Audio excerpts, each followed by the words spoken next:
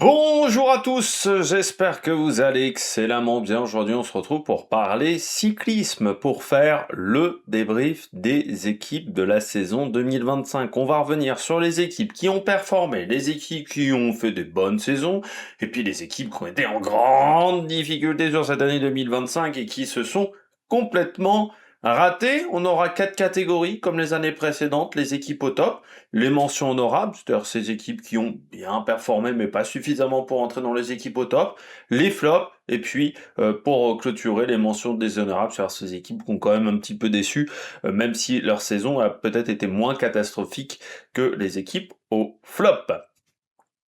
Donc c'est une vidéo qui va être un peu plus courte, je pense, que les autres top 10. Enfin, des fois je dis ça et puis ça va durer plus d'une heure.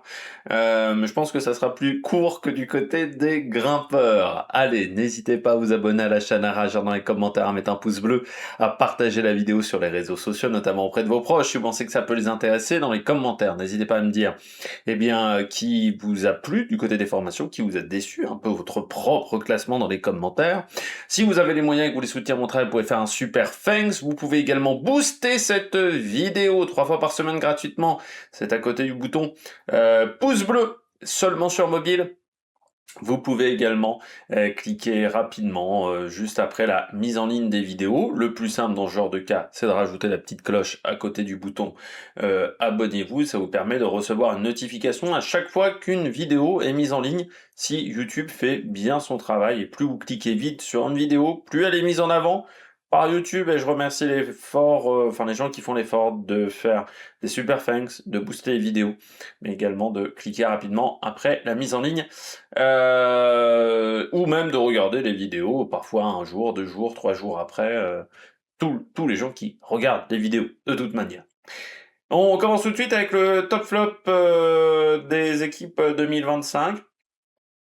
Alors il y a eu, forcément ça a été une année particulière, cette année 2025, on était sur une année de troisième année de cycle de points UCI, donc les équipes se sont pas comportées de la même manière que quand on arrive après la première saison. Après la première saison, normalement, on fait le point à la fin. C'est-à-dire, on regarde si on a fait une bonne saison, une mauvaise saison, et ça modifie ensuite la manière de faire de la saison 2 et surtout de la saison 3. Vous aviez des équipes qui étaient en grande difficulté au niveau des points. Je pense à Astana, je pense à Arkea qui était pas top. Enfin, voilà, il y a plusieurs formations comme ça qui étaient en difficulté. Et puis il y avait des formations, je pense à Uno X qui était loin encore de pouvoir monter en World Tour. Et ça modifie la manière de faire de ces équipes parce que déjà ça modifie le choix des courses.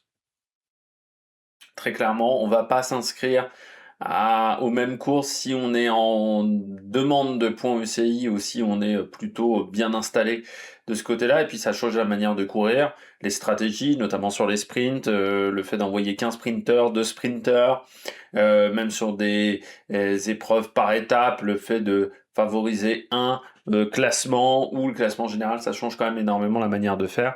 Donc il y a des équipes qui s'en sont bien sorties, puis il y a des équipes où tu te dis heureusement que les points avaient été accumulés avant, parce que sinon l'année aurait été compliquée dans ce genre de cas.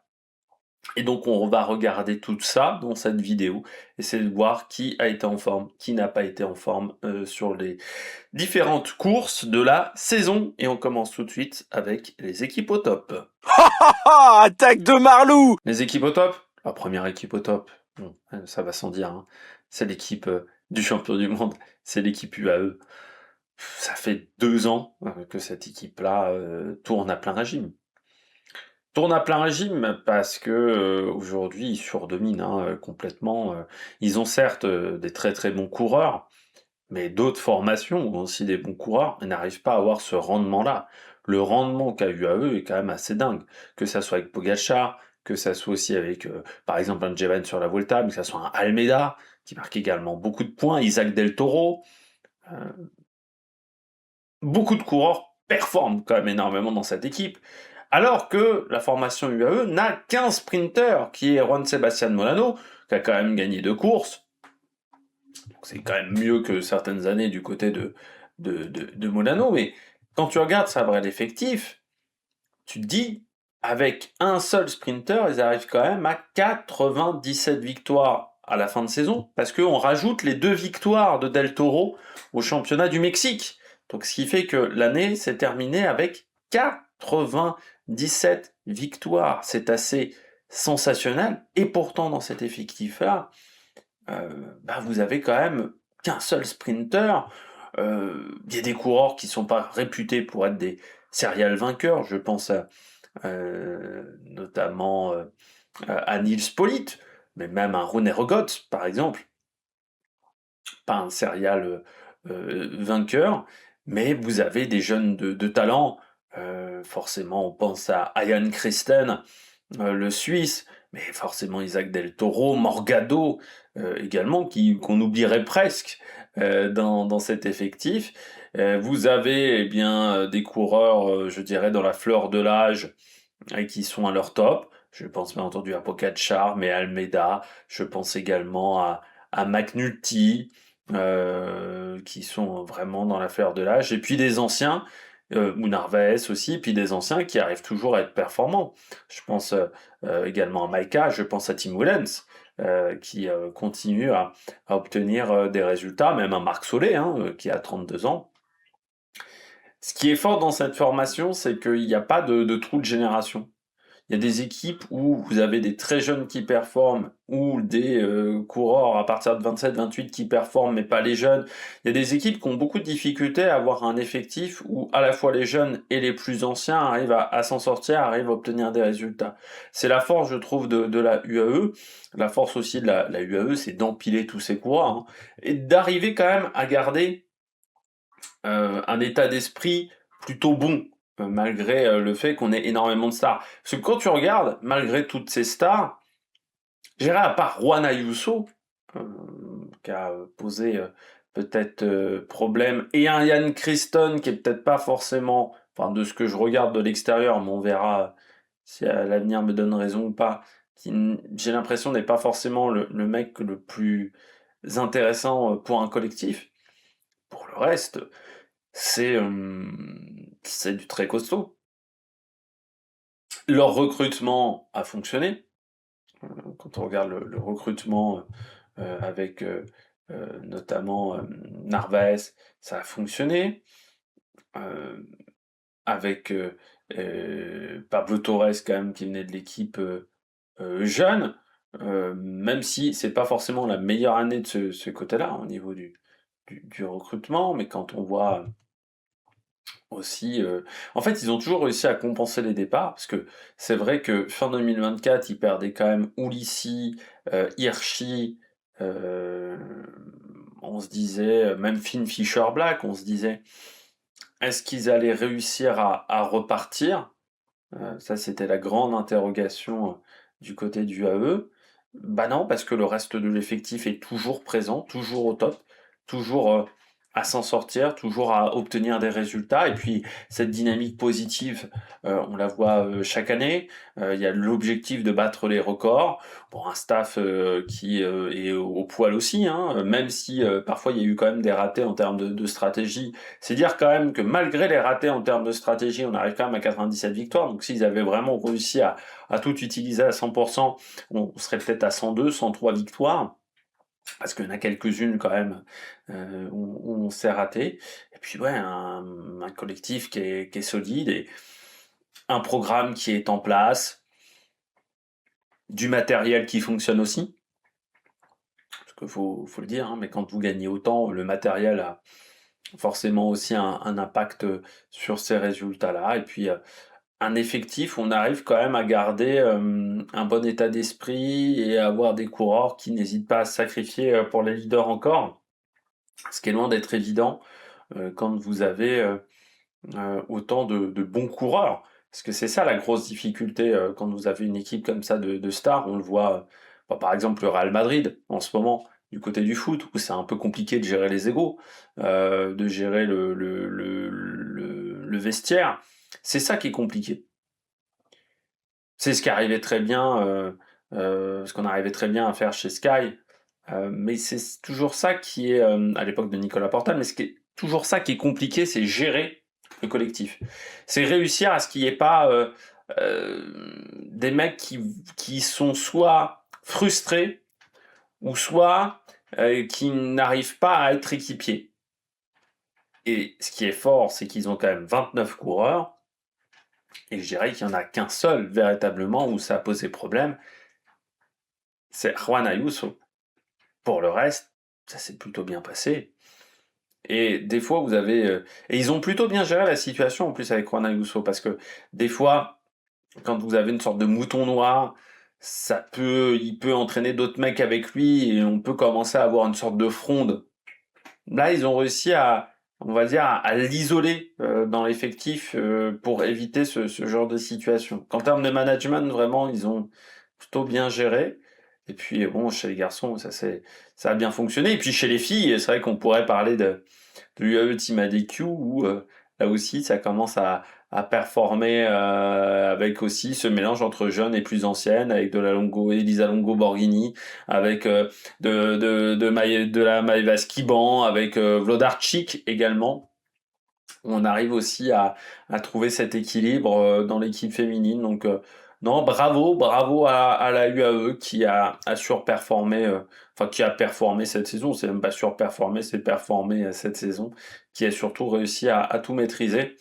Donc bravo. Alors certes, il y a eu du grand Pogacar, mais pas seulement. Il faudrait pas sous-estimer l'impact contre les autres coureurs. C'est vrai que ça serait un raccourci très mauvais. De toute façon, un raccourci, c'est rarement bon. Très mauvais de dire UAE, ils sont devant parce qu'ils ont Pogacar. Non, il n'y a pas que Pogacar aujourd'hui. Dans cet effectif-là, tu as bien d'autres coureurs qui arrivent aussi à marquer des gros points sur la saison. Deuxième équipe top, Decathlon. Oui, Decathlon qui s'impose désormais comme la meilleure équipe française. Ils ont dépassé Groupama pour moi. Ils ont dépassé Groupama, une saison quand même à 26 victoires. Je voulais vérifier, même j'ai oublié de vérifier. On va regarder ça tout de suite. 26 victoires, ça doit être leur record.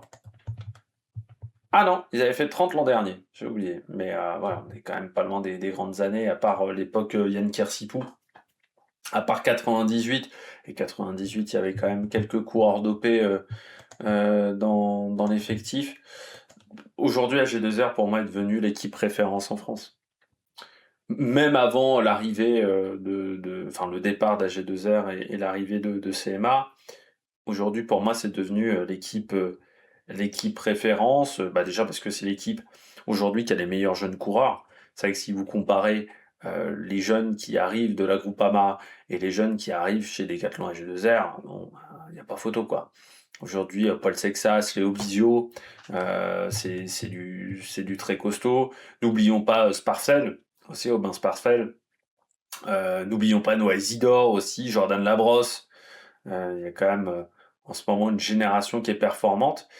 Et puis, vous avez quand même des coureurs comme Félix Gall, des coureurs plus expérimentés qui arrivent aussi à obtenir des résultats. Mais c'est vrai que cette génération, puis la génération future avec aussi Paul Sexas, c'est du très très costaud.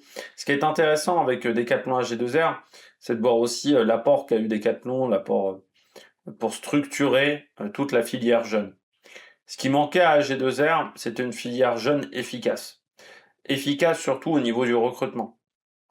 Jusqu'à maintenant, chez AG2R, on arrivait à avoir les jeunes coureurs. Ils ont eu Matteo Jorgensen, mais ils ont eu énormément de jeunes coureurs qui sont passés par Decathlon AG2R.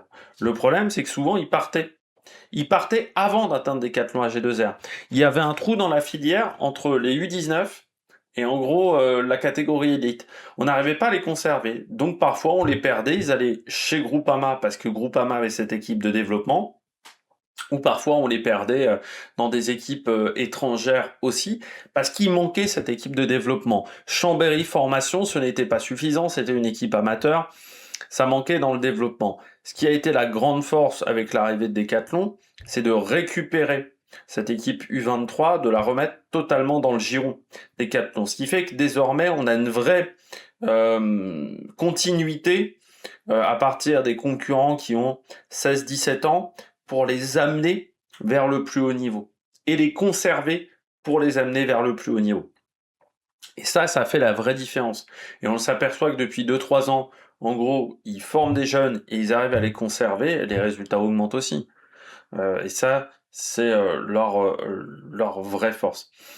Je trouve aussi il y a eu cette période Citroën où ils voulaient être vraiment très performants sur les classiques flandriennes, au détriment presque de la montagne.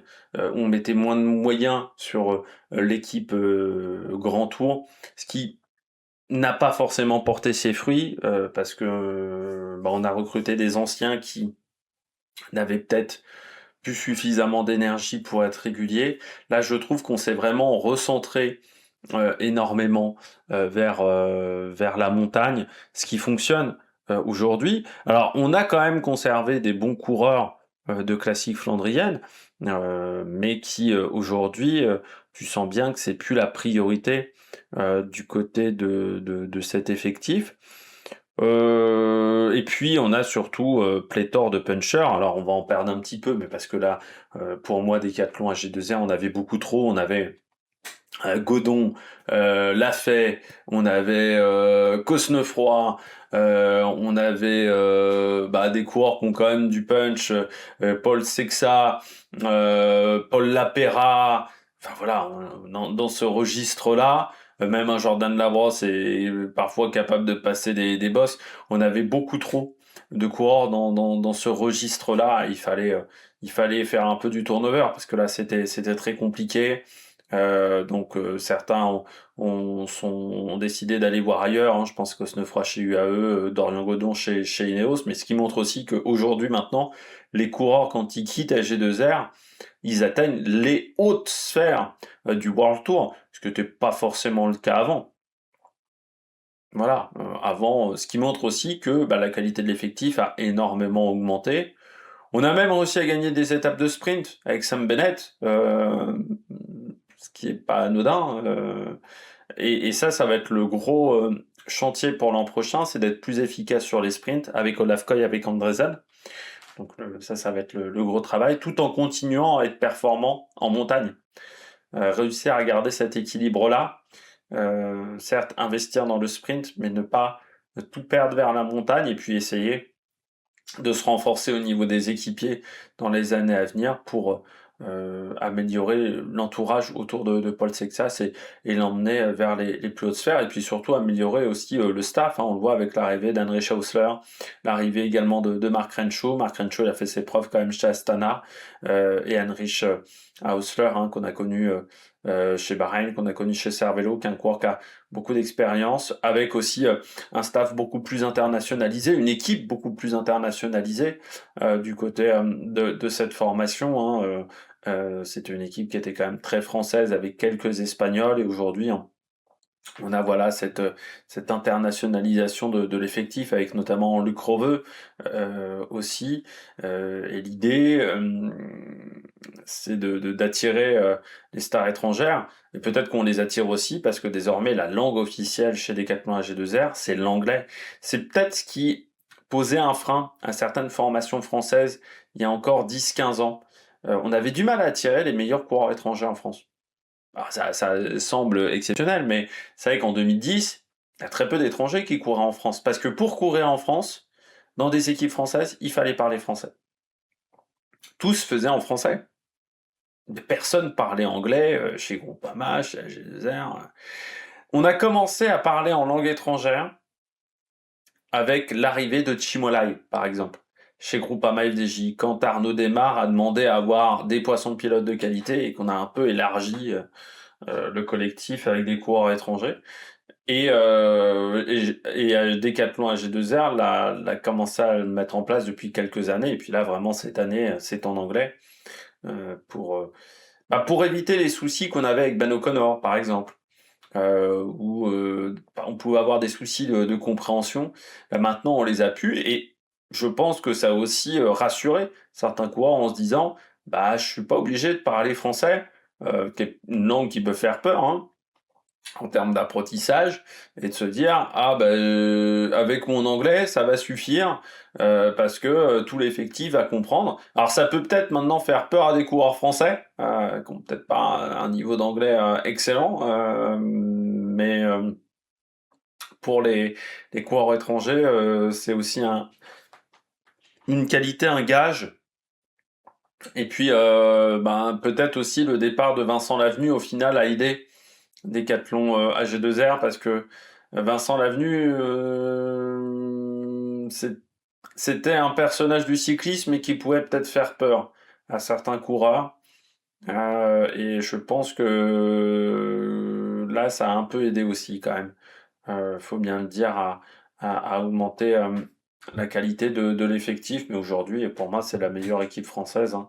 Il n'y a pas de souci là-dessus, et ça se voit quand même pas mal en termes de résultats du côté de cette équipe. Le recrutement en plus va être intense. Alors peut-être que certains vont avoir du mal à conserver des postes importants. Ça va être la grande interrogation. Et puis arrivée aussi de Recitello, hein. Donc c'est vrai que l'effectif 2026 va encore augmenter d'un niveau, prendre encore de l'importance en termes de qualité. Astana, XDS Astana. C'est c'est la belle histoire quand même de 2025, dans l'idée où cette équipe était quand même fin 2024 au fond du trou, et que très clairement, moi, je les voyais pas s'en sortir. Vous savez que j'ai été pessimiste pendant très longtemps avec la capacité qu'avait Astana de résister et de remonter, parce que je m'étais dit, putain, il y a quand même 5000 points à rattraper. C'était plus de 5000 points à aller chercher. Et je me disais, bon, peut-être qu'ils vont s'en sortir sur 3 ou 4 mois, mais leur stratégie offensive, je pensais qu'elle allait à un moment s'arrêter, parce que ça demandait aussi peut-être une préparation physique très poussée en janvier, qui aurait peut-être des conséquences sur la fin de saison. Alors ça a eu des conséquences, mais vraiment, je dirais, sur le dernier mois et demi, donc très tardivement. Ça montre aussi que chez Astana, on a bien bossé au niveau du staff, parce que en ayant cette stratégie agressive, on a quand même réussi à perdurer pendant 9 mois, en gros, de saison, ce qui était loin d'être fait, parce qu'on voit que par exemple Decathlon, qui avait démarré fort en 2024, à partir de juin, ça avait été plus compliqué. Et là, ce qui a fait la force vraiment d'Astana, c'est de réussir à tenir sur toute la durée. Avec pourtant un effectif qui était bien, mais qui n'était pas non plus si extraordinaire par rapport aux années précédentes. Il n'y avait pas un changement du tout au tout dans l'effectif de Astana. Certes, on a recruté Champoussin, ce qui a été quelque chose d'efficace, mais la base de l'effectif était quand même la même. Il y avait quelques arrivées. Si vous regardez les transferts l'an dernier, il y avait l'arrivée surtout de Higuita. Pour moi, c'était Champoussin. Il y avait Diego Ulissi. Il y a eu l'arrivée de Maloucheli, qui a marqué beaucoup de points. Du côté d'Astana, ils ont été très intelligents dans la manière de choisir leurs courses. Alors ils ont utilisé de l'IA.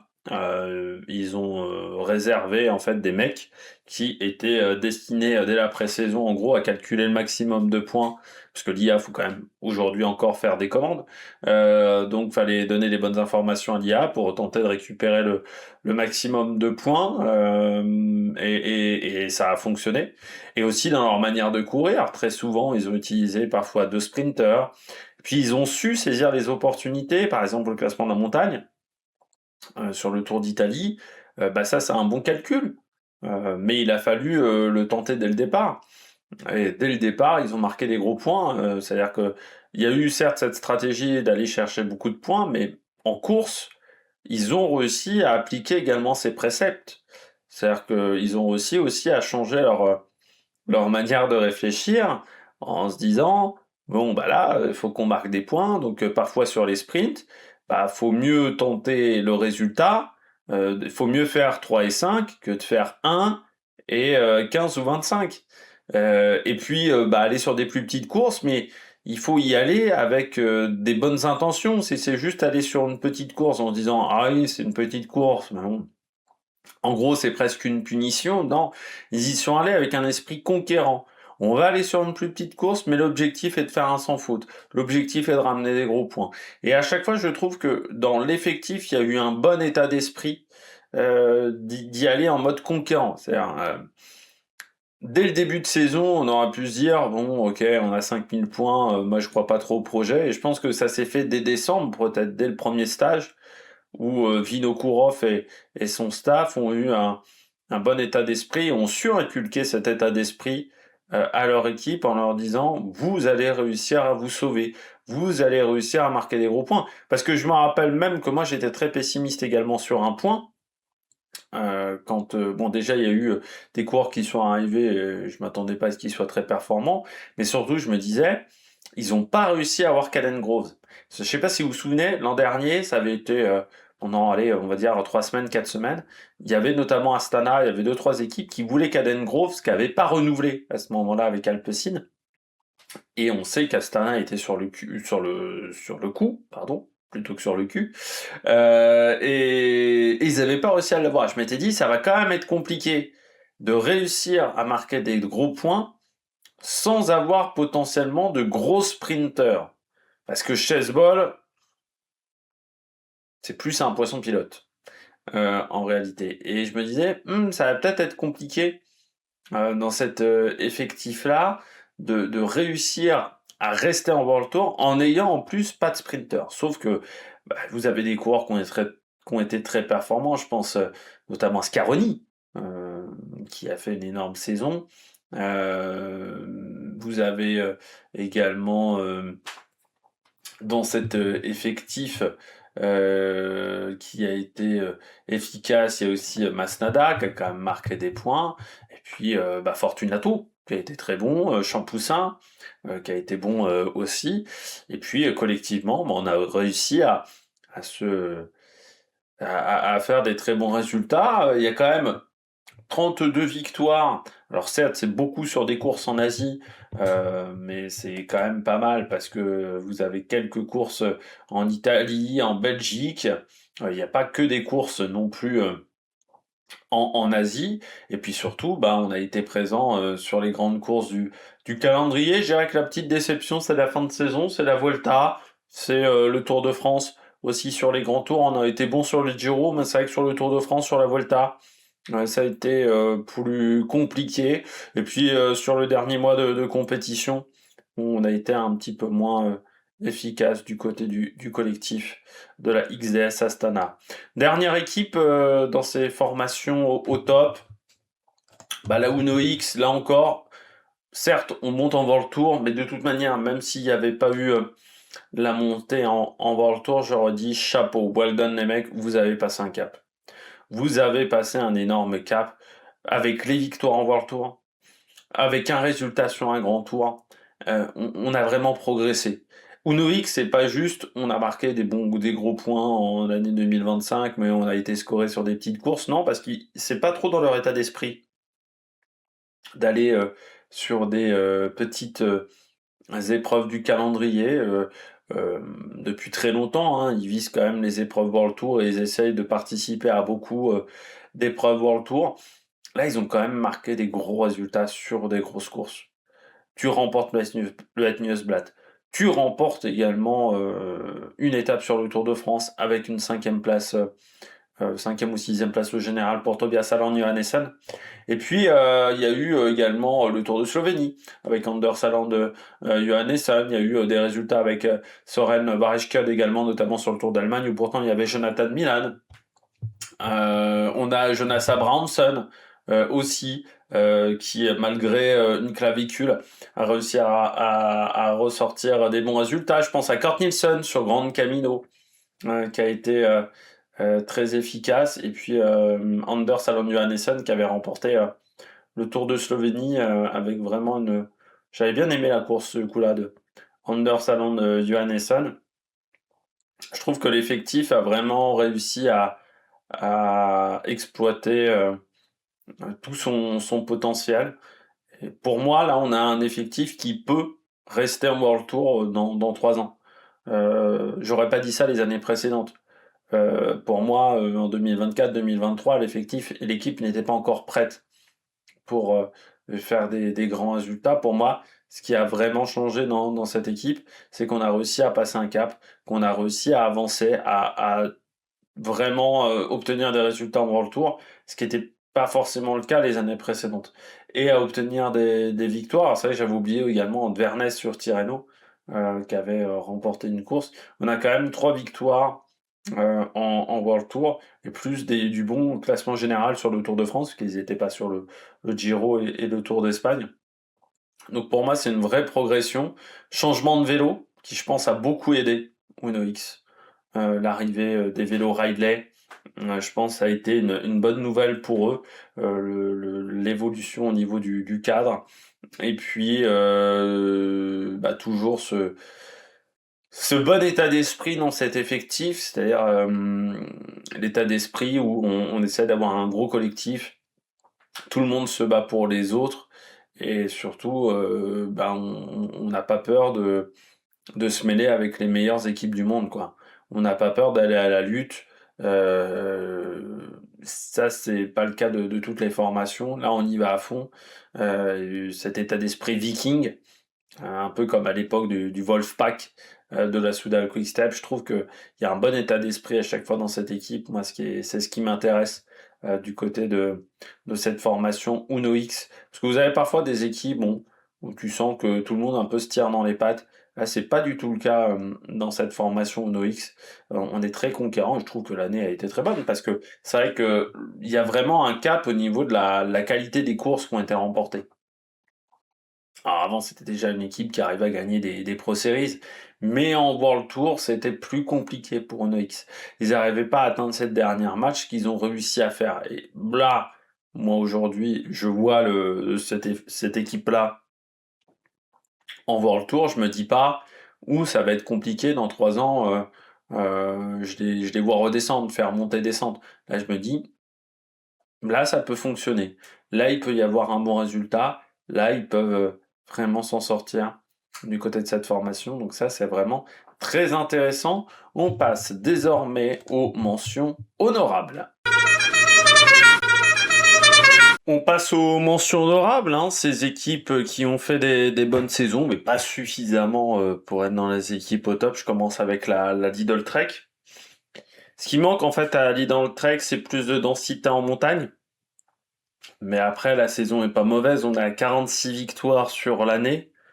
Mais il manque un peu de densité parce que c'est vrai que Skelmose a été un peu en difficulté cette année. Chicone, on sait très bien que sur le classement général des grandes courses, c'est un peu compliqué. T'as 2 coureurs, Jerry Goggenhardt et Kemna, qui normalement auraient dû amener cette densité en montagne, qui n'ont pas réussi. Mais je dirais globalement sur les sprints, aujourd'hui, avec Pedersen et Jonathan Milan, c'est quand même dur de les battre. Ils ont aussi des jeunes performants, je pense à Albert Philipson, notamment, qui est quand même un coureur qui est très intéressant. Alors Thibaut Nys a eu un petit peu du mal cette année, mais je trouve que c'est quand même un effectif qui marche bien actuellement. Ça manque en fait un peu de densité en montagne. C'est là où pour moi il y a un petit problème. On a eu l'avènement aussi de Quinn Simon cette année qui a réussi qui a vraiment bien progressé. Puis vous avez toujours des coureurs bons sur les classiques. Vous avez la pas en plus de Craig Anderson sur les classiques flandriennes. Ce qui manque, c'est cette densité en montagne parce que Juan Pedro Lopez, à la fois Kemna et Goggenhardt n'ont pas réussi à apporter ce rôle-là. Et puis, bon, t'as quand même des équipiers dans cette équipe. C'est vrai que Badjoli a fait une très bonne saison. Julien Bernard aussi a été très fort. Consoni. T'as quand même des mecs, Gebrezabier aussi. T'as quand même... C'est une équipe qui a des très très bons équipiers. Parce que t'as quand même des mecs, aujourd'hui, tu te dis... c'est dur de les battre, quoi. Ces mecs, ces équipiers-là, enfin, t'es content de les avoir. Et au niveau du sprint, faut pas n'oublier non plus Tottenberg, hein, qui est également présent. C'est vrai que sur les sprints, ils ont quand même du monde. En montagne, c'est un peu plus compliqué, mais au niveau équipier, t'as aussi Carlos Verona, par exemple. T'as vraiment des super coureurs, des coureurs qui sont capables et prêts à se sacrifier. ce que t'as pas dans tous les effectifs. Dans certains effectifs, t'as des mecs, bon, t'as l'impression que de temps en temps, ça les fait chier, quoi. D'être présent, c'est pas, ils ont pas forcément une passion à être présent, à être là. Bon, dans l'effectif de la Lidl Trek, je trouve que les équipiers arrivent toujours à se sacrifier et qu'il y a un état d'esprit où on est prêt à aider l'autre. On est prêt à donner le maximum pour l'autre. Quand tu vois le travail que fait Ciccone pour Pedersen, mais inversement, le travail que fait Pedersen également pour Ciccone, il y a toujours un retour d'ascenseur dans cet effectif. Et c'est ce qui leur permet aussi d'avoir des résultats. Ils ont quand même gagné 2 classiques World Tour, 2 courses d'un jour avant le Tour. Quand tu vois quand même avec Pogacar, c'était pas évident d'aller chercher des classiques World Tour.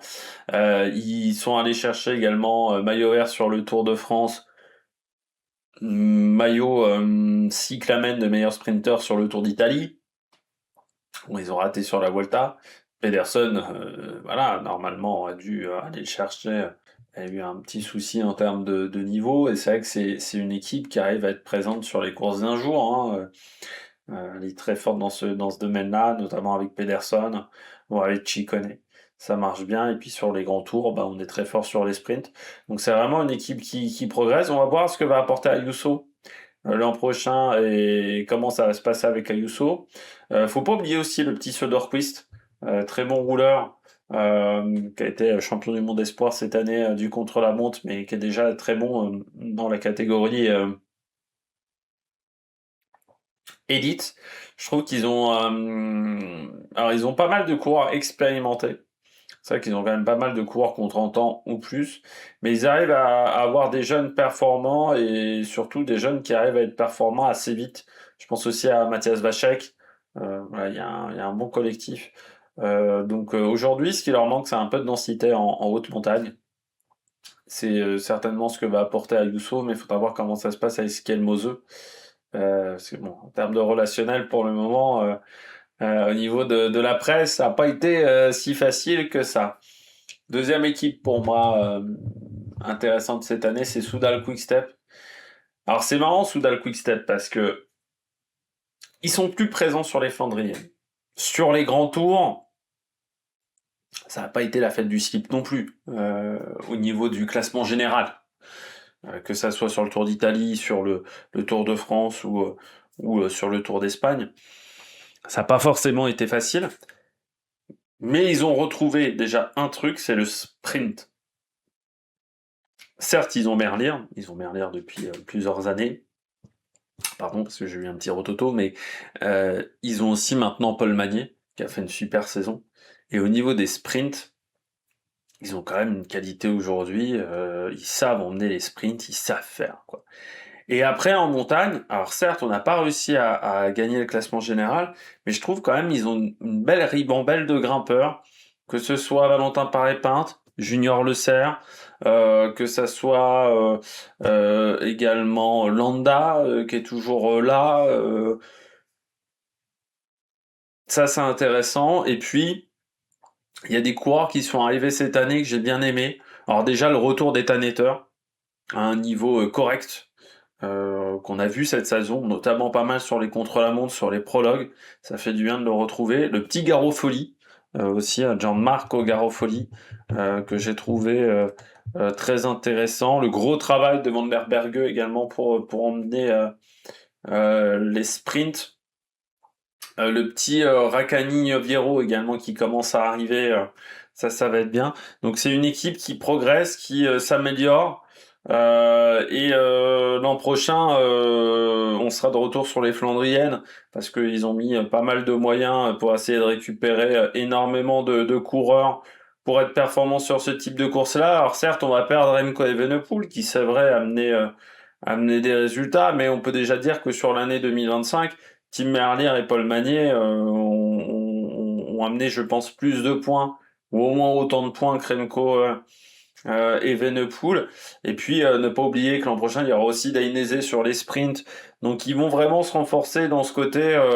On va retrouver, on va dire, la Soudal Quickstep d'il y a 6-7 ans, avant peut-être les performances de Julien Alaphilippe, qui était quand même une équipe vraiment sprint et flandrienne. Et ça va être les deux objectifs, ce qui fait qu'il faudra faire attention quand même pour Alpecin, parce que Ils vont jouer sur les mêmes cartes que Alpecin, donc potentiellement ils vont piquer des points à Alpecin, et contrairement à Alpecin, eux ils ont plus de grimpeurs que Alpecin, qui va plus appeler Alpecin de Koninck. Hein. De Koninck part du naming, soutient encore l'équipe, mais ça part du naming, pareil avec Phoenix.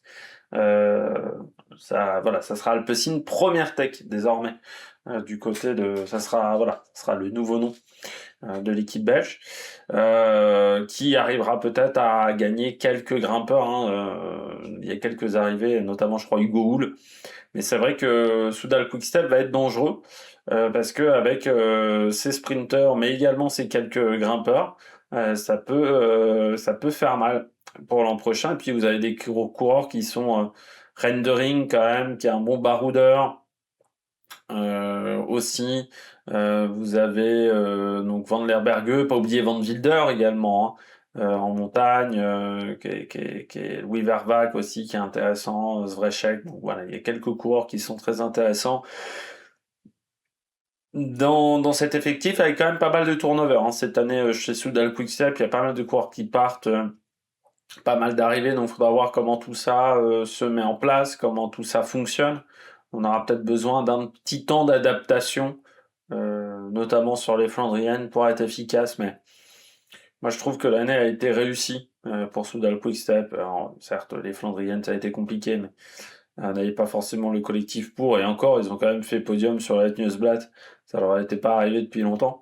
Donc là, il y a quand même voilà, il y a quand même des bonnes choses, et puis oui, l'avènement de Paul Magnier cette année, avec Tim Merlier, c'est-à-dire qu'on a déjà le remplaçant de Tim Merlier, du côté de chez Soudal Quickstep, ça c'est quand même très intéressant. Après, dommage, c'est qu'il y a certains coureurs qui ont eu du mal à exister, je pense à un James Knox, par exemple, un Luc Lamperti aussi, ou un Jordi Warlop du côté du Belge, mais sinon, ça commence à être très intéressant du côté du collectif Soudal Quickstep. Autre équipe, pour moi, mention honorable, c'est Unibet. Ouais, je trouve que cette équipe-là a réussi à avoir des résultats. Alors moi déjà, je trouve ce qui est fort du côté des Unibet, c'est leur capacité à découvrir des talents, notamment Lucas Koubis, qui a été la révélation, l'une des révélations de l'année du côté de Lucas Koubis, mais ils ont un vrai travail de scouting, ils savent repérer les mecs, et ils savent surtout saisir les bons coups sur le marché des transferts, hein, en 2026, notamment le fait de recruter Victor l'a fait, le fait d'aller chercher également Dylan Groenewegen, ils arrivent à trouver les talents. Et je trouve que pour une équipe qui est quand même assez récente, parce que Unibet, ça a 3 ans de tête, c'était leur 3e saison, voilà. La première saison était en continental, les deux autres en 2e division.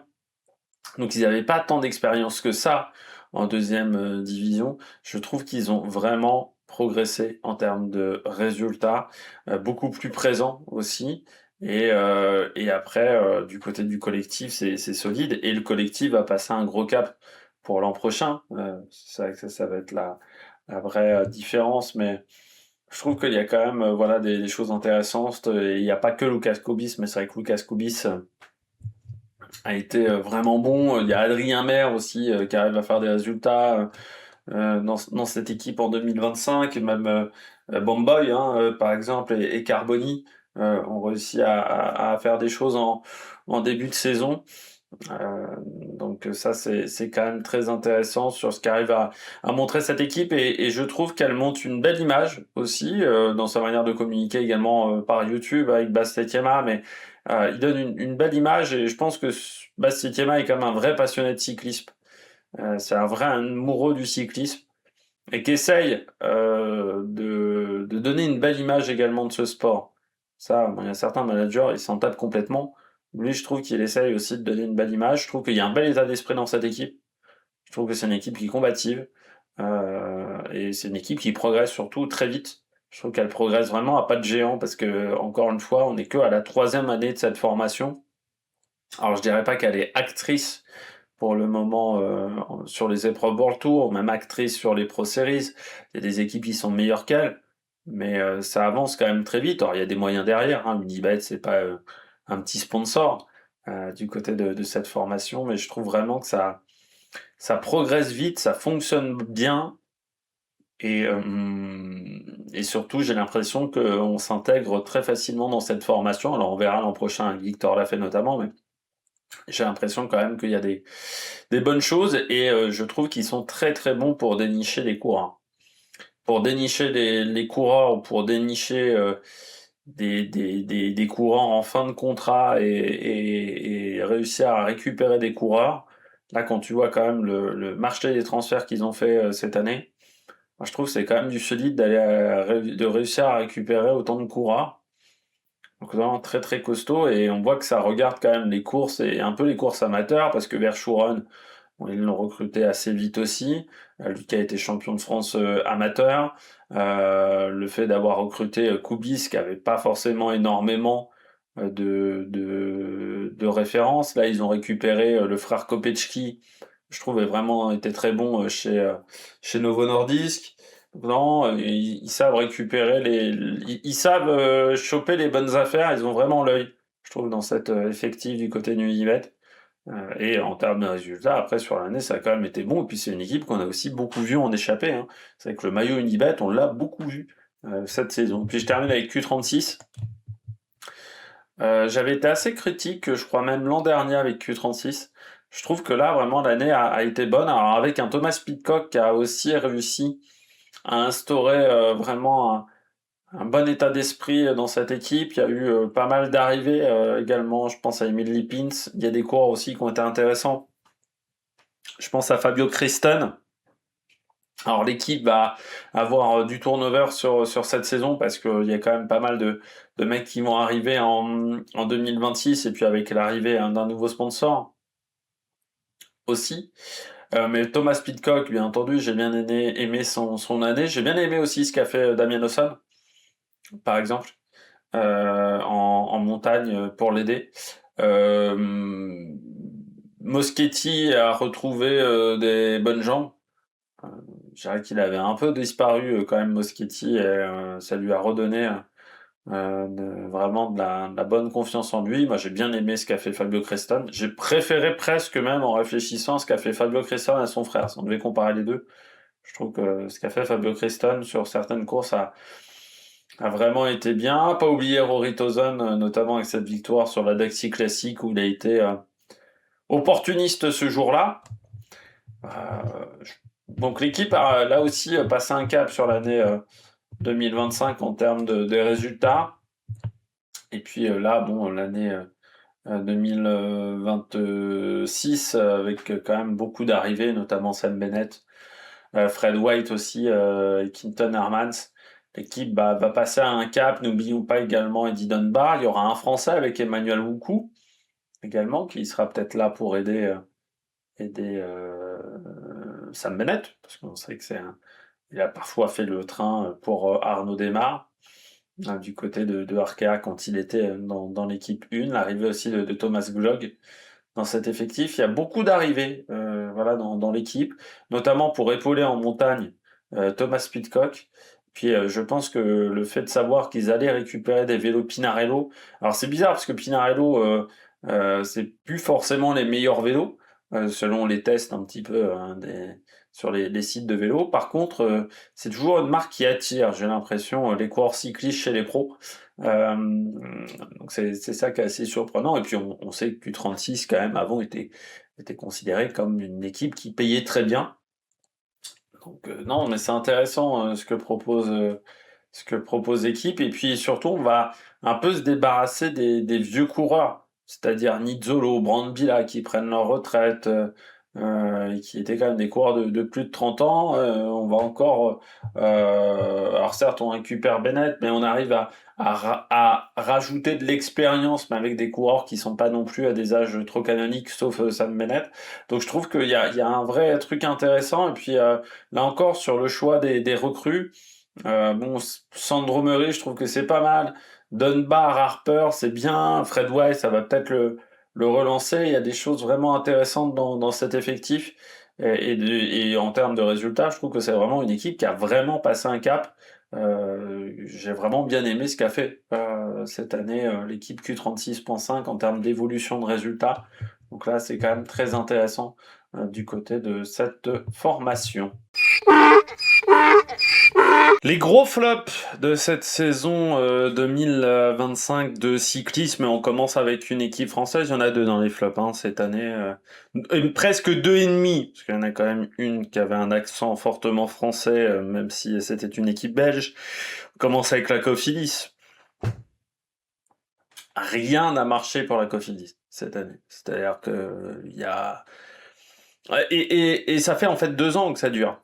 Ça fait 2 ans où c'est compliqué.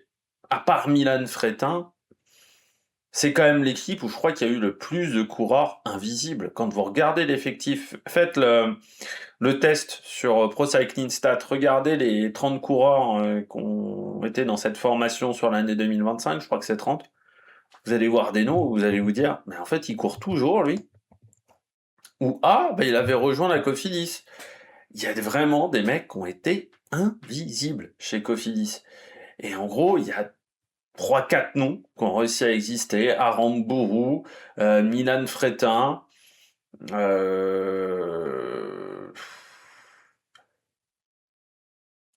allez, Bourman vite fait, comme Agnolkowski, mais il y a quand même les 3 quarts de l'effectif. Tu te demandes ce qu'il foutait là, quoi. Alors j'enlève Benjamin Thomas, parce qu'on était sur une année quand même post-olympique et sur la piste, et ça a peut-être joué aussi du côté de Benjamin Thomas, mais Yannis Aguirre, bon, il a fait quelques résultats, je crois, en fin de saison, et Rada, transparent, Lastra, transparent. C'est-à-dire, quand on me dit tout est de la faute de Jimmy Mian, également, qui n'a pas été mauvais, sur les quelques courses où j'ai vu le jeune Irlandais, mais quand on me dit tout était de la faute de Cédric Vasseur, je suis désolé. Il y a quand même des coureurs qui, sur ces dernières années, n'ont pas été efficaces. Alors moi, je veux bien qu'on me dise qu'avec le remplaçant de Cédric Vasseur, Raphaël Jeune, tout change. Il est en place depuis le 30 septembre. Bon, vous avez vu un grand changement sur les 15 derniers jours de l'année de la Cofidis, en termes de résultats, en termes d'état d'esprit. Moi, j'ai pas vu de grands changements. Il y a eu assez peu de changements également sur les annonces au niveau de l'équipe. En termes de transfert, c'est pas... Bon, à part Hugo Page, je dirais sinon c'est quand même pas dingue. Les coureurs qui arrivent et les coureurs qui partent, bon, de toute manière, n'étaient pas non plus exceptionnels en termes de résultats, mais vraiment, ça m'a marqué, moi, c'est le nombre de coureurs qui ont été transparents dans cette équipe. C'est-à-dire, quand tu vois ce que réussit à faire Unibet, ce que réussissent à faire certaines formations, je pense à Astana aussi. Alors, c'est moins bien qu'Astana, mais c'est mieux qu'Unibet, techniquement, sur le papier. Sur Pro Cycling Manager, tu dois plus facilement t'en sortir avec la Cofidis techniquement sur le papier qu'avec la Unibet. Et pourtant, en termes de résultats, il n'y a pas grand-chose. Il n'y a pas grand-chose. Ça a été compliqué, je trouve, pendant toute l'équipe, pendant toute l'année. Et puis après, je pense que tout le monde voulait défoncer Cédric Vasseur, mais pour moi, c'est pas que de la faute de Cédric Vasseur, t'as aussi le reste du staff. Quand une équipe prend l'eau à ce point-là, t'as une partie du staff quand même qui est responsable. Le matériel qui, pour moi, n'a pas été efficace du côté des vélos look. Et puis, le troisième élément, ce sont les coureurs. Enfin, Brian Cocard, il a disparu aujourd'hui. Brian Cocard, on l'a vu sur la Vuelta, on se demandait ce qu'il foutait là quand même. Sur pas mal d'épreuves, on se dit, il a failli être vainqueur d'étape du Tour de France derrière Sagan. Non, parce qu'on pourrait croire que c'est un autre coureur qui est devant nous, une sorte de sosie maléfique, on ne sait pas. Mais c'est à ce point-là quand même, Cocard. Il a disparu. C'est un mec qui, il y a encore 3 ans, était capable de menacer Pedersen sur certains sprints. Aujourd'hui, il menace personne. C'est-à-dire que même dans une échappée, je suis pas sûr qu'il gagne un sprint. Tu sais, un sprint en petit comité avec un groupe d'une dizaine de coureurs, je suis pas sûr qu'il gagne. Il a vraiment disparu, Cocard. C'est quand même incroyable que ce coureur-là, qui je rappelle a été vice-champion olympique, vice-champion du monde la même année, vice-champion du monde espoir derrière Lutsenko. À Valkenburg, sur un terrain qui était quand même pas simple. C'est un terrain de puncher, et autant disparu. Et pour moi, Brian Cocard, c'est quand même, quand on regardera toute sa carrière, parce qu'il a quasiment l'âge de Desmar, il a quasiment l'âge, bon, Boigny en prenant sa retraite, et voilà, il a l'âge, oui, il est pas beaucoup plus vieux aussi qu'un Julien Lafilippe. Quand tu regarderas quand même son palmarès par rapport à ses tout débuts de carrière, tu te diras qu'il y a des moments, déjà il y a eu des mauvais choix de carrière. Je pense que c'est un coureur qui a été assez mal conseillé. Par exemple, quand il a renouvelé son contrat chez Cofidis, je suis pas sûr que c'était l'idée du siècle. Quand il est allé chez Jérôme Pinault, il y a un moment, il aurait pu se barrer un petit peu plus tôt, je pense, quand il est allé chez Jérôme Pinault.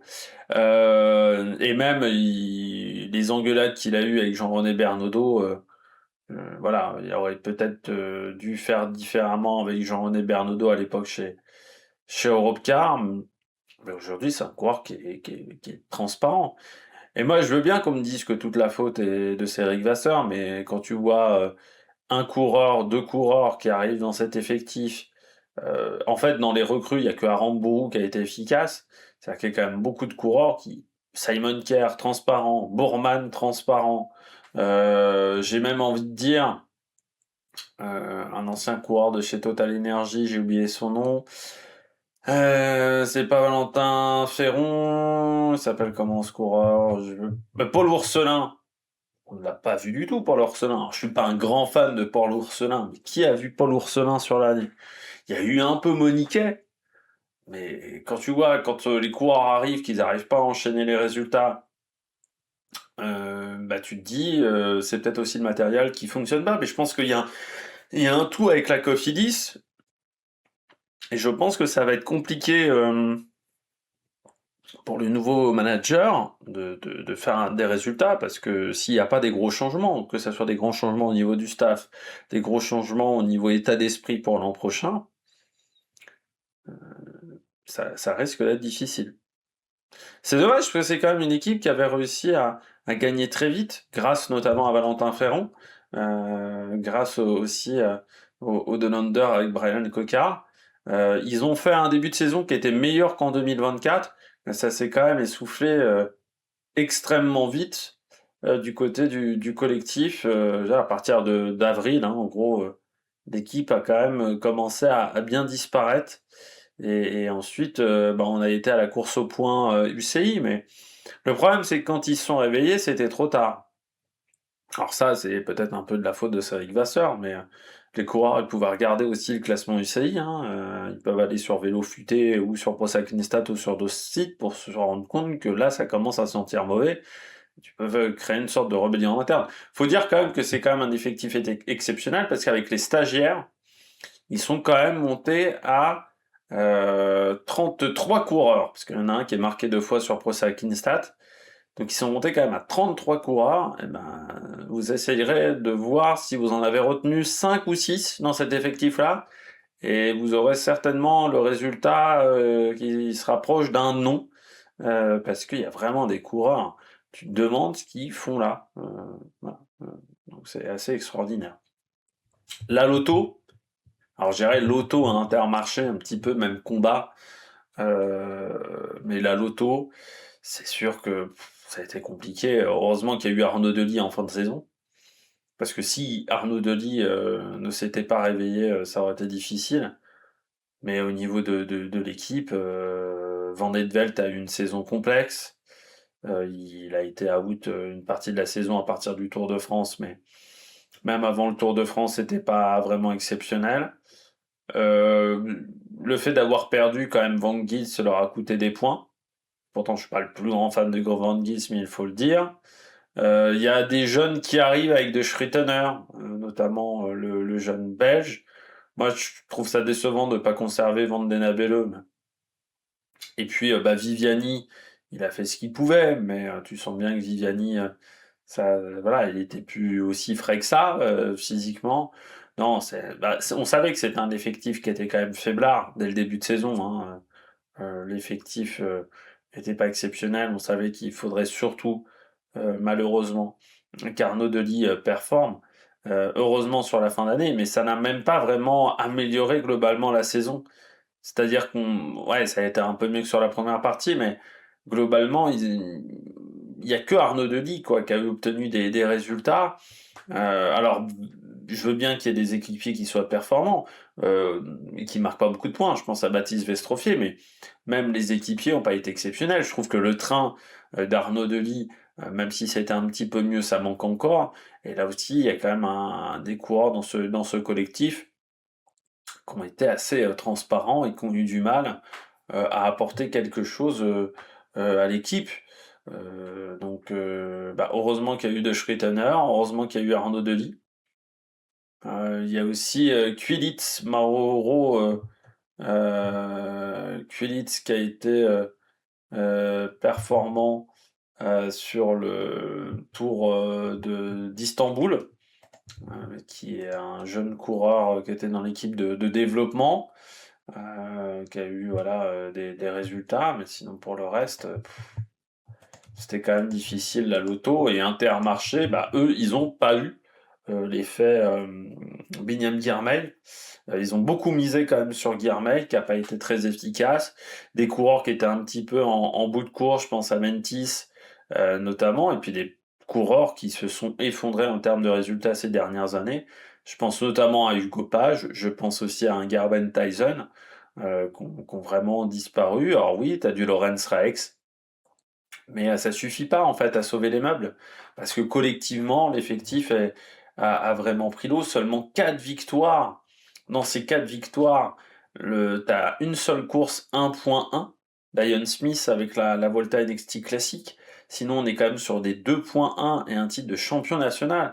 C'est moins de victoires que Unibet et en plus de qualité moindre par rapport à Unibet. On parle quand même d'une équipe en World Tour. Et après, en termes de gros résultats, ça a quand même été très, très, très difficile pour l'équipe de Jean-François Bourlard. Il y a des coureurs qui ont été, même Georg Zimmermann qui gagne 2 courses.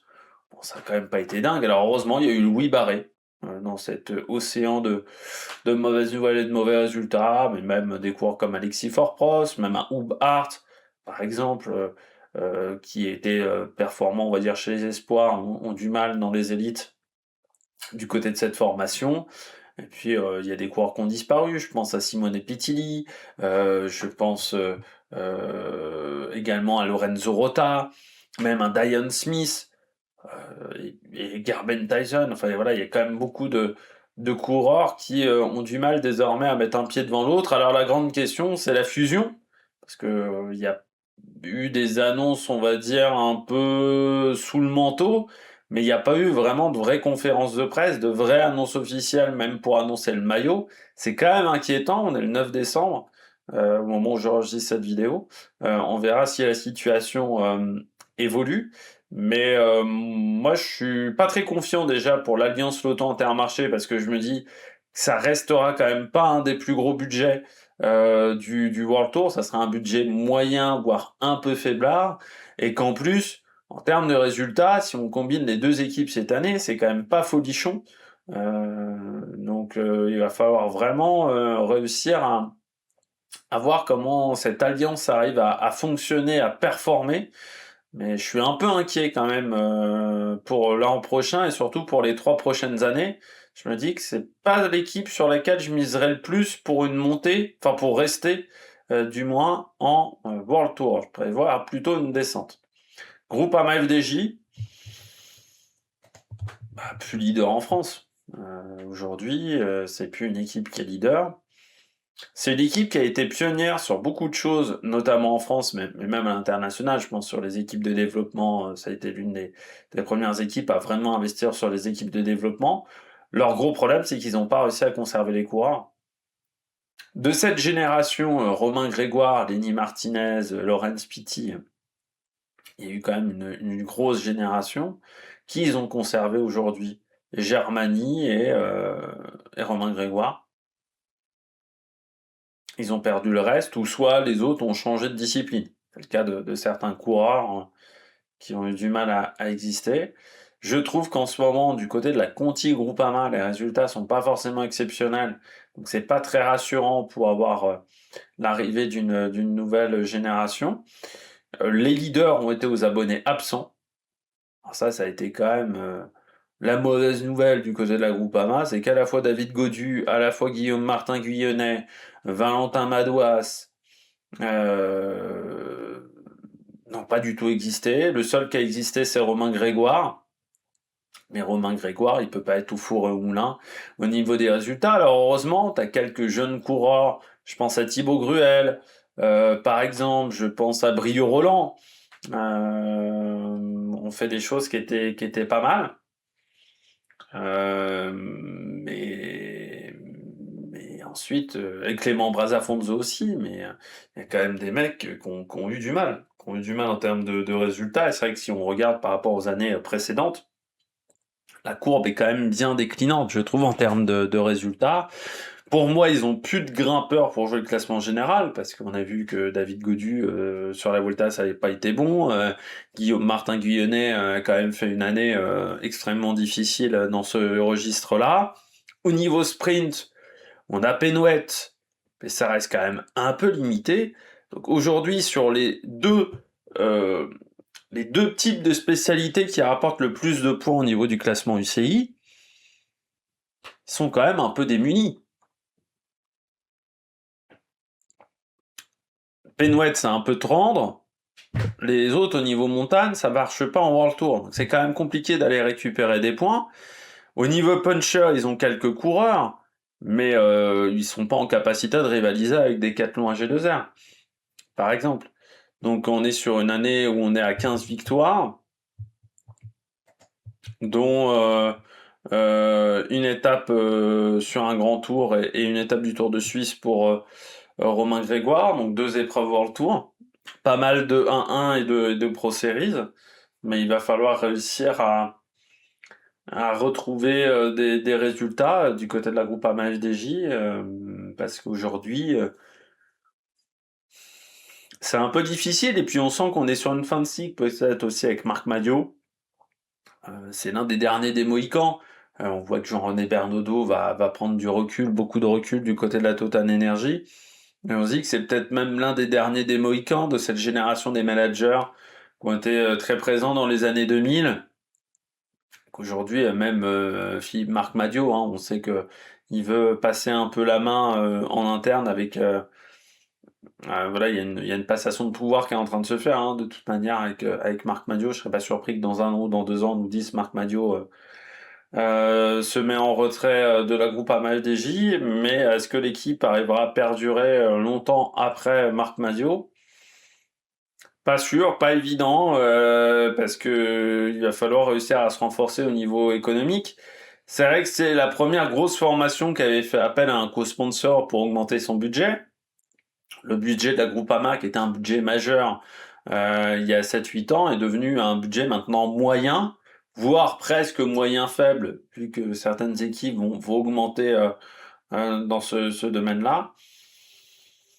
Ouais, pas très rassuré en fait sur le futur de Groupama FDJ et sur les 3 prochaines saisons. Je me dis que ça fait partie des équipes qui sont en danger pour rester en World Tour, parce que je vois pas vraiment de nouvelles idées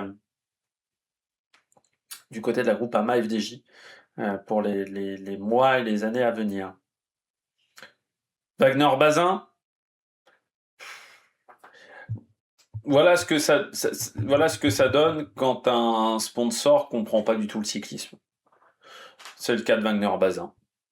C'est-à-dire ne pas comprendre à ce point-là le cyclisme professionnel, c'est quand même extraordinaire. C'est-à-dire que le patron de Wagner, c'est une société qui fait de la choucroute. Il pensait qu'il aurait son mot à dire sur le management de l'équipe. Voilà. Le management de l'équipe qui était géré par Christophe Brand. Christophe Brand qui était là au tout début de Wallonie-Bruxelles. Hein. Parce que je rappelle que alors c'était une fusion de Wallonie-Bruxelles et de l'équipe Wagner-Bazin qui était en continental, en gros, dans l'idée. Mais en gros, on a gardé le staff de Wallonie-Bruxelles, Et on a quasiment gardé aucune personne qui était dans le staff de l'équipe continentale. Les gens qui sont arrivés, c'était des gens qui étaient déjà en poste du côté de Wallonie-Bruxelles. Moi, j'avais entendu une interview du patron de Wagner, mais c'était extraordinaire. C'est-à-dire, le mec pensait vraiment qu'il jouait à Pro Cycling Manager, quoi. C'est-à-dire qu'il donnait de l'argent et que c'est lui qui allait gérer le club. Enfin, l'équipe. Il croyait vraiment ça, hein. Je- Ça me rappelle l'Autodestiny aussi, avec quand Destiny avait dit ah bah nous aussi on pensait qu'on allait prendre les décisions pour l'équipe. Bah non, si tu veux faire ça, faut racheter la structure dans son entièreté et virer tout le monde. T'es juste un sponsor. Donc l'équipe ne t'appartient pas, tu donnes juste de l'argent. Donc tu restes à ta place. Donc ça, c'est quand même extraordinaire de pas comprendre ça. Et le mec pensait vraiment qu'ils allaient enquiller les victoires. Regarde la gueule de l'effectif en début de saison. Enfin, c'est quand même un effectif qui n'était pas si exceptionnel que ça, quoi. Ils ont déjà quand même chopé une victoire avec Quentin Béza, mais quand tu regardes l'équipe, elle est pas dingue. Certes, c'est une équipe techniquement de deuxième division, mais tu sais très bien que c'est le petit poussé de deuxième division.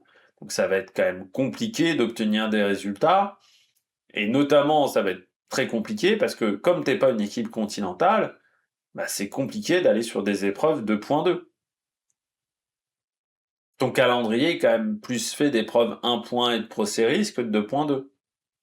Donc sur ces courses-là, c'était vraiment souvent le petit poussé Wagner-Bazin.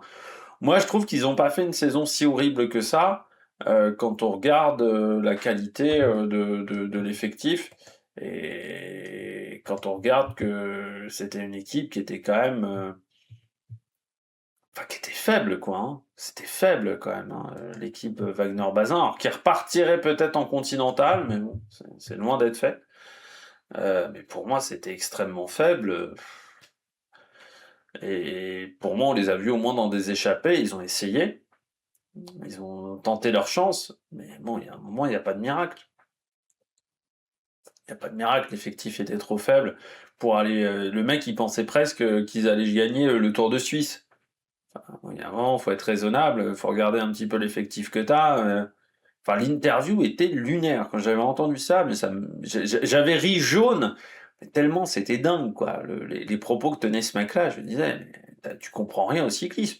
Je trouve ça extraordinaire que des mecs se lancent dans une discipline, dans un sport, sans regarder avant comment ça fonctionne. C'est-à-dire, tu mets de l'argent, tu fais un investissement, tu essaies de comprendre comment ça marche quand même un petit peu. Bah non. Donc le mec, il met de l'argent, comme ça, sans rien connaître. Il pensait qu'il allait contrôler l'équipe. Des gens, tu te demandes comment ils ont réussi à monter un empire de la choucroute hein, avec cette manière de faire. Et puis je termine avec Ineos. Ouais, l'année 2025 d'Ineos, c'est pas dingue, elle est un peu dans la lignée des années précédentes, même si on voit quand même de la réaction, je pense avec l'Angelotti, par exemple sa victoire sur le Tour de Pologne. Je pense à quelques coureurs, je pense à Ben Turner aussi. Mais oui, bah, vous avez le problème Egan Bernal parce qu'il vous prend énormément de masse salariale en ayant des résultats où on sait très bien que sur les épreuves de 3 semaines, ça sera compliqué désormais pour Egan Bernal. Arensman, qui gagne quand même 2 étapes sur le Tour de France, mais qu'on voyait quand même plutôt jouer le classement général que vraiment gagner 2 étapes et puis qui normalement aurait dû être performant sur le Tour d'Italie et qui a été transparent. Carlos Rodriguez qui lui a vraiment été transparent sur la saison. Des jeunes qui ont été recrutés extrêmement jeunes mais qui jusqu'à maintenant ont quand même eu beaucoup de mal à performer. Un Axel Laurence qui a quand même aussi été discret du côté du seul français de cet effectif et même Ghana bon a pas été dingue donc ça fait quelque chose de pas exceptionnel. Un Guérin Thomas qui a fait une tournée d'adieu, qui ressemblait à une tournée d'adieu et pas avec très peu de résultats sur sa dernière année chez les professionnels. Donc certes, il y a quand même des éléments intéressants, mais je me dis que dans cette génération des coureurs qui est arrivée très jeune chez Ineos, jusqu'à maintenant, il y a eu, à part Sheffield et encore, très peu de résultats. Malgré tout, je trouve que l'équipe court beaucoup mieux. Elle a enfin compris, cette équipe, que bah, elle avait plus les armes pour aller se mêler avec les top teams. Et je trouve que le recrutement pour l'an prochain est intéressant. On tente des choses, ça c'est bien. Il va y avoir aussi des changements dans le staff, avec l'arrivée de Geraint Thomas notamment. Donc on va voir ce que ça va donner. Mais on part sur, on sent qu'on était là vraiment au bout du bout, avec un début de phase de transition, et je pense que la vraie transition, elle va arriver l'an prochain, avec l'arrivée de ce nouvel effectif, pas mal de renouvellement, pas mal d'anciens coureurs qui arrêtent. Alors on va quand même garder encore des coureurs à des âges canoniques, notamment Kwiatkowski qui va rester, qui a même renouvelé un contrat, je crois, pour 2 ans. Donc ça va l'emmener à 37 ou 38 ans, cette affaire-là. Mais on renouvelle un petit peu. Par contre, ils ont toujours du mal avec les jeunes coureurs. Je trouve que vraiment, chez Ineos, quand t'as moins de 25 ans, t'as quand même beaucoup de mal à exister. C'est bizarre parce que Bernal, par exemple, avait réussi à s'intégrer assez vite, mais depuis Bernal, il y a eu Sheffield, et en dehors de ça, c'est quand même un petit peu compliqué pour les jeunes coureurs.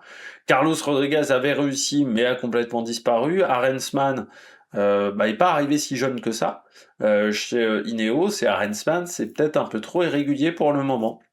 Donc on va voir ce que ça va donner dans les prochaines semaines pour Ineos, mais ça serait quand même bien qu'il y ait un renouvellement dans la manière de faire, et un vrai déclic pour les années à venir, parce que sinon c'est une équipe qui va continuer à décroître dans la hiérarchie mondiale.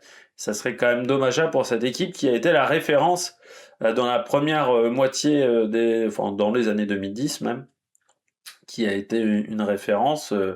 Ce qu'a pu être Astana, et Astana qui a quand même connu un gros passage à vide avant de retrouver un petit peu des jours un peu meilleurs, notamment cette saison. Donc on espère que Ineos se retrouvera pas dans cette situation-là, parce que quand tu te retrouves au fond du trou, c'est qui tout double, hein. Soit tu descends vraiment au fond du trou, soit tu arrives à te raccrocher à la petite barre de l'échelle et à remonter, mais ça reste pénible et complexe de faire ce genre de choses. Pour conclure cette vidéo, on passe aux mentions déshonorables. On parle d'Israël Première Tech, les résultats sportifs. De toute façon, on parlera d'Israël Première Tech dans une autre vidéo. Mais pour l'extra sportif cette fois-ci, je trouve que c'est quand même une équipe qui a eu du mal à avoir des résultats sur cette année 2025. Alors certes, il y a eu Recitello, il y a eu Derek G. C'est dommage en plus, ces deux coureurs qui partent à la fin de saison. Du côté des sprints, moi j'ai pas été convaincu par Ackermann. Je comprends même pas le choix de Jay Colula de dire on enlève Groenewegen par un mec qui peut marquer plus de points. Je suis pas convaincu par Ackermann, mais bon. Et surtout, il y a des coureurs qui ont quand même pris l'eau cette année. Alors bon, déjà Lutsenko qui a été transparent après son transfert dans cet effectif. Mais je pense notamment Stéphane Williams, pas mal de pépins physiques. Ça a été compliqué. Riley Sheehan, qui est aussi un petit peu porté disparu, comme Nick Schulz. Chris Neylands également, qui a pas fait une grande année. Alors, Yann Hirt aussi, qui a été un petit peu en difficulté. Aussi, le problème de cet effectif, c'est d'avoir quand même beaucoup de coureurs âgés. Donc c'est vrai que des coureurs de plus de 35 ans dans cet effectif-là, c'est assez dingue de réussir à en avoir autant. Et puis après, bon, il y a eu quelques coureurs qui ont été performants. Je pense Ethan Vernon, je pense Jake Stewart, par exemple. Je pense à Marco Frigo aussi, qui ont essayé d'exister. Mais par exemple, Blackmore, je trouve... Alors Blackmore, c'est marrant, parce que je trouve qu'il a fait une très bonne campagne de classique flandrienne. Ça a été un peu plus compliqué, je trouve, en montagne. Or, techniquement, il est grimpeur, hein, quand même, Blackmore. Et puis oui, vous avez des coureurs qui ont un âge canonique, quoi, et qui ont du mal maintenant à obtenir des résultats. Donc ça serait bien de rajeunir l'effectif, sauf que c'est quand même dommageable de perdre les jeunes les plus talentueux de ton équipe, quoi. Donc ça, je trouve ça dommageable du côté d'Israël. Et la saison, oui, mais je l'ai pas trouvé exceptionnelle du côté. Alors c'est pas une catastrophe du côté d'Israël, mais si on regarde par rapport aux années précédentes, je trouve que ça a été difficile. Et puis surtout, ce qui m'inquiète du côté d'Israël, c'est d'avoir perdu quand même deux des plus gros marqueurs de points de l'équipe, Richitello et Dereggi. Alors Dereggi, il y a toujours cet imbroglio au niveau du contrat, on sait pas trop ce que ça va donner. Mais c'est un peu dommageable, voilà, de perdre ses meilleurs éléments. Et puis, ouais, le fait que toutes les recrues ont un petit peu de mal quand même dans cet effectif, ce qui est pas très rassurant. Et puis, bon, le changement de nom d'équipe, on va voir. Alors, c'est quand même un changement de nom. Techniquement, on sait pas trop s'il y a encore de l'argent qui provient d'Israël dans ce nouvel effectif. Bon, l'équipe, on sait pas trop quelle nationalité elle va avoir. En plus, NSN enfin, Cycling, normalement, doit être suisse.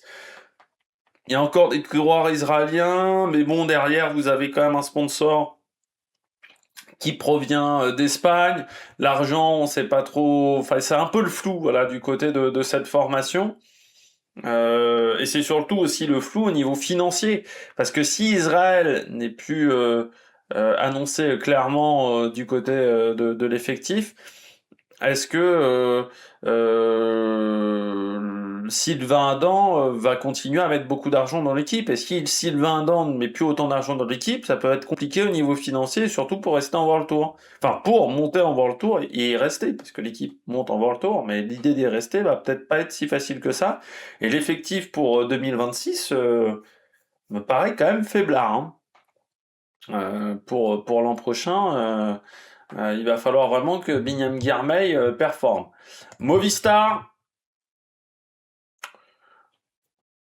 alors là aussi c'est pas horrible, mais je m'attendais à un plus en termes de résultats en cette année 2025. Or, 2025 ressemble en fait à 2024, c'est-à-dire que c'est une équipe qui est vraiment rentrée dans le rang hein, depuis quelques années hein, maintenant désormais. Mais c'est vrai que je me disais avec l'arrivée de Pablo Castrillo, par exemple, avec Roméo et Romo, aussi le fait de conserver Iner Rubio, qu'on serait peut-être moins dépendant d'Enric Mas. Or, quand tu regardes à la fin, vu qu'Henrik Mas a fait très peu de courses, tu vois qu'on est encore dépendant d'Henrik Mas, même si il y a ces cours-là. Je trouve Castrillo, sur les grands tours, ça a été compliqué. Moi, j'ai bien aimé par contre Aola, qui je trouve a réussi à marquer des points à la fois sur le Giro, à la fois sur la Volta, du côté de Luis Aola. Mais c'est vrai qu'il y a une partie de l'effectif qui, je trouve, a pas forcément réussi à être exceptionnelle. Gaviria a été transparent. Cepeda, une saison un petit peu plus compliquée. Je trouve que les coureurs non hispanophones ont toujours autant de mal à s'intégrer à ce collectif. Voilà, c'est compliqué, je trouve, dans cette équipe. Et puis, bon, il y a quelques coureurs qui sont intéressants. Je pense au petit Pescador, par exemple, qui a 20 ans. Mais c'est sûr qu'il y a des coureurs que j'aurais aimé voir un niveau un petit peu supérieur. Puis ce qui est inquiétant quand même avec Movistar, c'est les affaires de dopage, hein. Notamment avec le coureur qui désormais est chez Red Bull. J'ai oublié son nom. Comment il s'appelait ce coureur? Ça va pas me revenir. Ce coureur qui était chez Movistar, Lascano, voilà, j'ai oublié son nom. Lascano, et c'est vrai que je trouve qu'il y a quand même quelques affaires un petit peu surprenantes du côté de cet effectif Movistar. Donc ça aussi, il faudra éviter les problèmes du côté de la Movistar, du côté dopage. Et puis en termes de résultats, c'est vrai que ces derniers temps, ça a été compliqué. Alors là, on va renouveler un petit peu l'effectif au niveau des recrues, notamment avec l'arrivée de Raúl Garcia Perna, Roger Adria, Juan Pedro Lopez et puis Canaito Brooks. Donc on va voir ce que ça va donner, mais c'est vrai qu'ils sont encore dépendants d'Henrik Mas, et donc quand Henrik Mas fait pas une saison exceptionnelle, tout de suite, ça impacte énormément la Movistar. Donc il va falloir vraiment réussir à ne plus être dépendant d'Henrik Mas, puisque déjà Henrik Mas vieillit, et c'est peut-être l'équipe qui est la plus dépendante d'un seul coureur. Parce que même UAE, même Visma, même EF, Benelli est pas le seul qui marque des points chez EF, par exemple.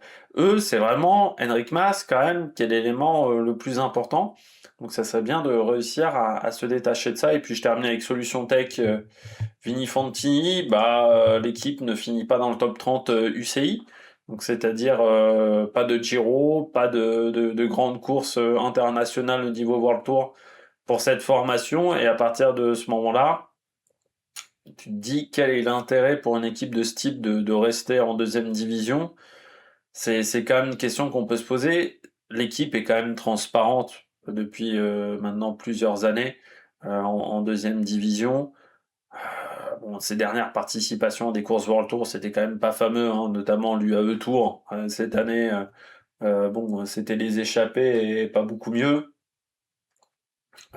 Donc l'intérêt de se demander à quoi ça sert de rester en deuxième division quand tu as des victoires en 2.1 et en 2.2 que tu pourras obtenir en continental avec moins de contraintes du côté du classement continental. Et c'est vrai que l'effectif là aussi est quand même très faible pour une équipe de deuxième division. On empile les coureurs, mais pas forcément les coureurs de talent.